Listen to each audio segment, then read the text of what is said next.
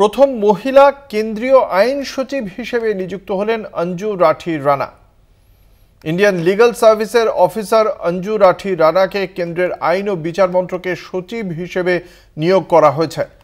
মন্ত্রিসভার অ্যাপয়েন্টমেন্টস কমিটির জারি করা নির্দেশিকায় বলা হয়েছে, অ্যাডিশনাল সেক্রেটারি হিসেবে কর্মরত রানা দায়িত্বভার গ্রহণ করার পর থেকে 2 বছর ওই দপ্তরের সচিব হিসেবে দায়িত্ব পালন করবেন।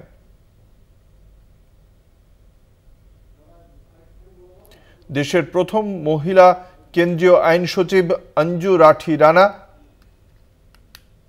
তার সম্পর্কে জানানো হয়েছে যে অঞ্জু রাঠি রানা আগামী এই দায়িত্ব পালন করবেন। আগামী 2 বছর তিনি আইন সচিবের দায়িত্ব পালন করবেন বলেই ইন্ডিয়ান লিগ্যাল সার্ভিসের অফিসার, তাকে এই দায়িত্ব পালন করতে হবে বলেই জানানো হয়েছে। মন্ত্রিসভার অ্যাপয়েন্টমেন্টস কমিটির জারি করা নির্দেশিকাতেই একথা জানানো হয়েছে যে অ্যাডিশনাল সেক্রেটারি হিসেবে কর্মরত রানা দায়িত্বভার গ্রহণ করার পর থেকে 2 বছর ওই দপ্তরের সচিব হিসেবে দায়িত্ব পালন করবেন।